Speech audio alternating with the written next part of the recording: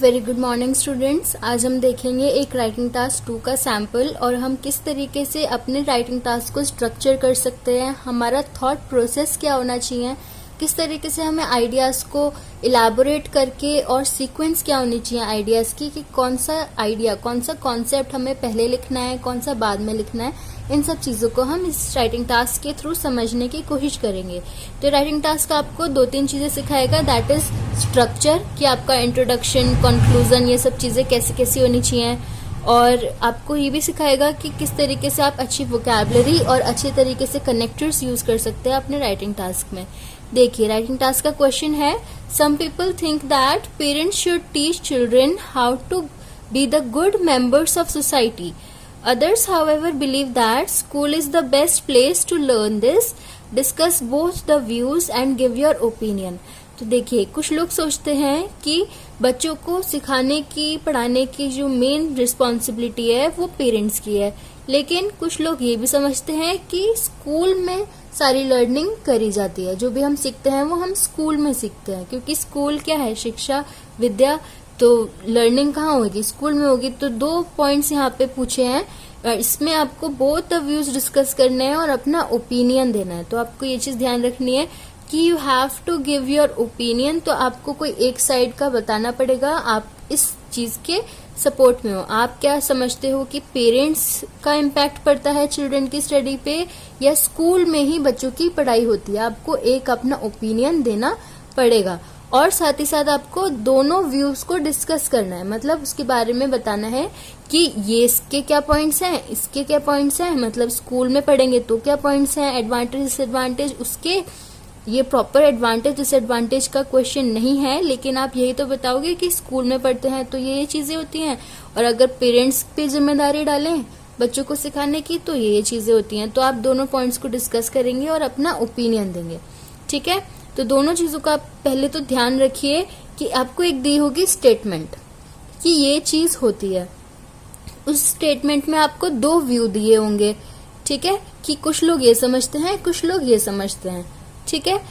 किस चीज के बारे में बात हो रही है पहले आपको ये देखना पड़ेगा। किसकी बात हो रही है? बच्चों की बात हो रही है, चिल्ड्रन एंड देयर एजुकेशन, ठीक है, उनकी लर्निंग, उनकी एटिकेट्स, इसकी बात हो रही है। उस पे 2 पॉइंट्स क्या हैं, एक तो पेरेंट्स का व्यू पॉइंट है, एक स्कूल का व्यू पॉइंट है, ठीक है। तो main focus is on children, children की किस चीज के बारे में बात हो रही है, स्टडीज के एस्पेक्ट की बात हो रही है, लर्निंग की बात हो रही है, और 2 पॉइंट क्या डिवाइड हो गए, पेरेंट्स का इम्पैक्ट पड़ता है या स्कूल का पड़ता है, ठीक है। और अब आपको इसका क्वेश्चन क्या है, क्वेश्चन ये है, discuss both these views and give your opinion. इसको आपको माइंड में रख के पूरा क्वेश्चन, पूरा आंसर देना होगा, ठीक है। आपका रिस्पॉन्स इस पे बेस्ड होगा कि आपने दोनों ही व्यूज डिस्कस करे हैं या नहीं करे हैं, आपने अपना ओपिनियन दिया है या नहीं दिया है। टास्क रिस्पॉन्स में जो बैंड्स मिलते हैं ना, वो इसी पे मिलते हैं कि आपने ये क्वेश्चन है, discuss both the views and give your opinion, या discuss both advantages and disadvantages, इन ये जो क्वेश्चन होता है इसका आपने आंसर, सेटिस्फैक्टरी आंसर दिया है या नहीं दिया है। बाकी इस पॉइंट से आपको क्वेश्चन का कंटेंट समझ में आएगा कि किसके बारे में बात हो रही है, कौन से 2 व्यू पॉइंट्स हैं, और आपको क्या क्या कैटेगरीज लेके चलनी है। अभी देखिए, क्वेश्चन आ गया आपके सामने। तो अब आप क्या करोगे, जल्दी से एक रफ मैं बता रही हूँ, रफ इंडेक्स बना लोगे। ये आप अपने माइंड में भी कर सकते हो या फिर आप एक रफ पेपर पे भी कर सकते हो, ठीक है। धीरे धीरे पहले आप इसको प्रॉपरली करो, स्टार्टिंग में ऐसे इंडेक्स बना के, इंट्रोडक्शन, BP1, BP2, आप इसमें BP3 भी इंक्लूड कर सकते हैं। देन कंक्लूजन, इसमें मैं 2 बॉडी पैराग्राफ्स बनाऊंगी और एक कंक्लूजन बनाऊंगी, ठीक है। इसलिए इस तरीके के इंडेक्स तैयार करो और इसको फिल करना स्टार्ट करो पहले इन पॉइंट्स से, कि ये सब देखने के बाद आपके माइंड में कौन कौन से पॉइंट्स आ रहे हैं, और वो पॉइंट आपका इंट्रोडक्शन में लिखने वाले हो, आप BP1 में लिखोगे या कंक्लूजन में लिखोगे, कहाँ लिखोगे। ये कोई भी चीज हम देखते हैं, हमारे माइंड में पॉइंट्स आते हैं कि ये हो सकता है, वो हो सकता है, पर उसकी सीक्वेंसिंग बहुत ज्यादा इंपॉर्टेंट है कि वो कहाँ आनी चाहिए। स्टार्टिंग में आप ऐसे करोगे, इंट्रोडक्शन BP1, BP2, BP3 भी हो सकता है, कंक्लूजन, इंडेक्स बनाई और फिर उसमें लिख लिया कि मैं इस पॉइंट में ये बात करने वाला हूँ।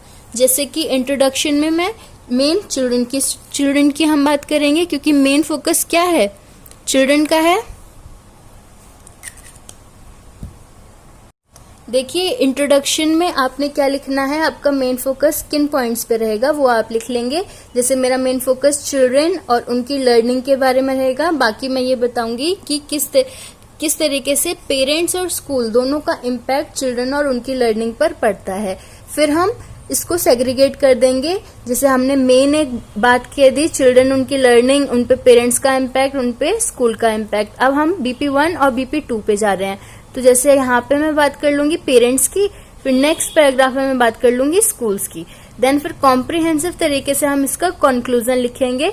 यहाँ पे आपको याद रखना पड़ेगा कि हमें ओपिनियन भी देना है। यहाँ हमने डिस्कस बोथ द व्यूज कर लिए, यहाँ हमने इंट्रोडक्शन दे दिया कि क्वेश्चन में क्या पूछा है उसका रिस्पॉन्स दे दिया, यहाँ हमने डिस्कस बोथ द व्यूज कर लिए। अब क्या करेंगे, हम ओपिनियन क्या देंगे। मैं यहाँ पे ओपिनियन दे रही हूँ कि स्टूडेंट्स जो हैं, बच्चे जो हैं मोस्टली स्कूल से ज्यादा सीखते हैं। तो मेरा यहाँ पे एक ओपिनियन भी साथ साथ चलता रहेगा कि मैं स्कूल के फेवर में हूँ, कि बच्चे स्कूल से ज्यादा सीखते हैं। ठीक है, तो आपका ये चीज क्लियर रहनी चाहिए आपके सेंटेंसेस से कि इस BP में आप पेरेंट्स वाली बात कर रहे हो, इसमें आप स्कूलिंग की बात कर रहे हो, और इंट्रोडक्शन में आप पहले एग्जामिनर को बता रहे हो कि भाई क्वेश्चन में मुझसे ये चीजें पूछी हैं, ताकि उसको भी समझ आ जाए कि क्वेश्चन आपको समझ आ गया है। ठीक है, चलिए देखते हैं। इसका एक सैंपल रिस्पॉन्स है। मैं कभी भी आंसर्स को रटने के फेवर में नहीं होती हूँ कि आप आंसर को लर्न करो, लेकिन आपको पॉइंट्स देखने चाहिए कि क्या क्या हमारे पास डिफरेंट वैरायटी ऑफ पॉइंट्स हो सकते हैं, और हम उन पॉइंट्स को कहाँ कैसे कैसे रिप्रेजेंट कर सकते हैं। ठीक है, तो एक सैंपल आंसर देखते हैं, इसमें समझते जाएंगे। पहले देखिए, इंट्रोडक्शन में मैंने पहली लाइन लिखी है कि mannerism is the first thing that comes to our mind when talking about children. जब हम बच्चों की बात करते हैं तो उनके मैनर्स की जो बात होती है वो फर्स्ट थिंग होती है जो हमारे माइंड में आती है कि बच्चे की मैनर्स क्या हैं। Some people argue that people should be responsible for their children societal skill. कुछ लोग कहते हैं कि पेरेंट्स रिस्पॉन्सिबल होते हैं कि बच्चों की सोसाइटियल स्किल्स, मतलब सोसाइटी में रहने की स्किल्स, मैनर्स कैसी हैं। वाइल, यहाँ पे क्या हुआ है, कनेक्टर का यूज हुआ है, आपने लगाया है कॉमा, देन आपने यूज किया है वाइल। जबकि ऑन द अदर हैंड भी कह सकते हैं, जिससे कि इसके साथ साथ ये भी होता है while others consider schools for this purpose. कुछ लोग कंसिडर करते हैं, कुछ लोग समझते हैं कि इस पर्पस के लिए तो स्कूल्स होते हैं, स्कूल्स में हम मैनर्स सीखते हैं। ठीक है, तो अब पहले क्या किया हमने, फर्स्ट लाइन में एक जनरल स्टेटमेंट लिख दी। ठीक है, general statement, it is about learning what, mannerism मैंने मेन पॉइंट लिया है। आप कोई भी जनरल स्टेटमेंट के साथ अगर अपना सेंटेंस स्टार्ट करते हो तो बहुत अच्छा होता है। मैं एक सेपरेट वीडियो बनाऊंगी जिसमें मैं बहुत सारी जनरल स्टेटमेंट्स बता दूंगी कि किस तरीके से इस, जैसे हमारा लर्निंग और चिल्ड्रन पे है तो हमने ये लिख दिया। फिर हमने नेक्स्ट लाइन में दोनों पॉइंट्स पे बता दिए कि लोग पेरेंट्स को भी समझते हैं, रिस्पॉन्सिबल होते हैं, और स्कूल्स को भी समझते हैं। दोनों पॉइंट्स हमने डिस्कस कर दिए। यहाँ हमने कनेक्टर का भी यूज कर लिया। आगे देखिए, although is also a connector, then हमने लगाया है comma, this is comma, although comma, parents are the first teachers of their child. Parents क्या होते हैं, बच्चों के फर्स्ट टीचर होते हैं। This makes the introduction very attractive. I am of the opinion that schools are best place to learn social etiquettes. Although जबकि parents first teachers होते हैं बच्चों के, लेकिन मैं इस ओपिनियन में हूँ कि schools are the best place to learn social etiquettes. तो यहाँ पे आपने अपना एक ओपिनियन भी दे दिया कि मैं इस चीज के फेवर में हूँ। तो यहाँ पे आपका इंट्रोडक्शन कंप्लीट हो गया। देखिए, मैंने राइटिंग टास्क 2 का जो BP1 है वो मैं स्टार्ट करूँ फर्स्टली से, क्योंकि यहाँ पे 2 ही पॉइंट्स हैं, पेरेंट्स एंड स्कूल। तो फर्स्टली कॉमा, अब हम अपने इंडेक्स के हिसाब से चलेंगे, पेरेंट्स की बात करेंगे। Those who believe parents should develop their children's social behaviour, ये यहाँ पे एपिस्ट्रोफी एस है, children's social behaviour have their own reasons. ठीक है, क्या क्या रीजंस होते हैं, बिगिनिंग फ्रॉम द बर्थ, बचपन से ही, comma, children spend time with their parents and therefore, comma, they start following their footsteps. बचपन से ही बच्चे जो है अपने पेरेंट्स के साथ टाइम स्पेंड करते हैं, एंड इसीलिए देयरफॉर मतलब इसलिए they start following their footsteps. सही बात है, वो उनके फुटस्टेप्स को फॉलो करने लगते हैं। Full stop. They tend to believe their parents action are always correct. This is right, they believe what they see, जो वो देखते हैं वही वो सीखते जाते हैं। Therefore, comma, it is the duty of matured ones. Why I have used matured ones as a synonym of parents. ठीक है, आप बार बार पेरेंट्स वर्ड नहीं यूज कर सकते, आपकी वोकैबुलरी अच्छी नहीं लगेगी। तो मैंने पेरेंट्स की जगह क्या वर्ड यूज कर लिया, matured ones, to teach them the policy of we reap what we sow. We reap what we sow को मैंने इन्वर्टेड कॉमास में लिखा है यहाँ से यहाँ तक। तो मैच्योर्ड वंस, पेरेंट्स की रिस्पॉन्सिबिलिटी होती है कि वो बच्चों को सिखाएं कि मैंने यहाँ पे कोट लिखा है जो कि बहुत पॉपुलर कोट है, इसको हम हिंदी में कहते हैं जो हम बोएंगे वो ही काटते हैं। तो ये मैंने इंग्लिश में लिखा है, it makes our vocabulary portion very nice. ठीक है, we reap what we sow by explaining them about social services such as. अब सोशल सर्विसेज कौन कौन सी होती हैं, उनके एग्जाम्पल्स दे दिए मैंने, डोनेशंस एंड चैरिटी। ये भी क्या चीजें हैं, ये भी चीजें हमारी लर्निंग में आती हैं, ये भी चीजें हम सीखते हैं। कोई कोई ये चीजें स्कूल में सीखता है, कोई कोई ये चीजें अपने पेरेंट्स से सीखता है। क्या क्या चीजें, सोशल सर्विसेज, एग्जाम्पल भी दे दिए हमने, donation and charity. Other than that, comma, ये भी आपका एक कनेक्टर में आया कि इसके अलावा ये बात। ठीक है, तो अदर देन दैट, कॉमा, याद रखिएगा एडिटिव कनेक्टर मतलब एक बात में आप जब एक और बात ऐड कर रहे हो तो जो आप कनेक्टर यूज कर रहे हो, जैसे कि हमने यूज किया है अदर देन दैट, तो उसके बाद आपने लगाया है कॉमा। इन कनेक्टर्स के बाद आपको कॉमा लगाना जरूरी है, पंक्चुएशन के बैंड्स कट होते हैं अगर आप सही से नहीं यूज करोगे तो। Children are considered to be reflection of their ancestors. जो भी उनके एंसेस्टर्स होते हैं, पूर्वज होते हैं, उनकी ही वो रिफ्लेक्शन माने जाते हैं। Ancestors is also synonymous of parents. ठीक है, अभी हमने यूज किया था मैच्योर्ड वंस, अब हमने यूज कर लिया एंसेस्टर्स। फॉर रेफरेंस, कॉमा, एक रेफरेंस के तौर पे, एक एग्जाम्पल के तौर पे हम ये कह सकते हैं क्या, if parents maintain piece eight Holmes, comma, it will nurture their children also to possess calmness and patience in their behavior। अभी हमने कहा था ना, बच्चे जो देखते हैं वही सीखते हैं। their actions are, they believe that their parents actions are always correct and they follow their footsteps। तो हमने उसका एक रेफरेंस दे दिया, या आप इसको एग्जाम्पल भी कह सकते हैं। Reference word is I think better to use in writing task 2, कि अगर पेरेंट्स मेंटेन करते हैं, उसका हमने एक एग्जाम्पल दे दिया, ये आप समझ ही गए होंगे। आगे देखिए, BP2 स्टार्ट कर रहे हैं, ये बहुत ही अच्छा स्ट्रक्चर कह सकते हैं आप, बहुत अच्छे वर्ड्स हैं BP2 स्टार्ट करने के। जब आप एक बात क्लियर कर चुके हैं, अब आप दूसरे व्यू पॉइंट पे आ रहे हैं। डिस्पाइट अबव फैक्ट्स, इन सब बातों के अलावा, आगे comma, however, comma, I strongly believe schools are the best place to teach young ones how to bend in the society positively.